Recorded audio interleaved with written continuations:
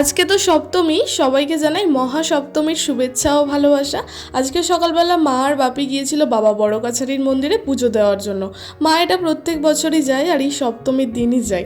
আমি এখন আমার পাখি পক্ষ বাচ্চাগুলোকে খাওয়াচ্ছি। দেখো ওরা এক এক করে আসছে, বিস্কুট নিচ্ছে আর পালিয়ে যাচ্ছে। মা আবার বাড়ি ফেরার সময় এখানে জুতো কিনে নিয়ে এসছে।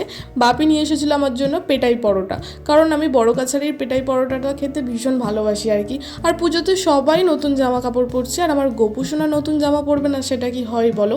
সেই জন্য বাপি আজকে গোপু সোনা, রাধারানী সবার জন্য নতুন জামা কিনে নিয়ে এসেছে। ঠাম্মা এখন সবাইকে নতুন জামা পরিয়ে নিচ্ছে, আর কি মিষ্টি লাগছে তাই না? বিকেলবেলা একটু ছাদে এসেছি, আর এই দেখো আমার বন্ধুগুলো সব এখানে বসেছিল, আমাকে দেখেই উড়ে পালাচ্ছে। আগের দিন অনেক রাত করে ঠাকুর দেখে বাড়ি ফিরেছি, তাই একটু ঘুমোচ্ছিলাম।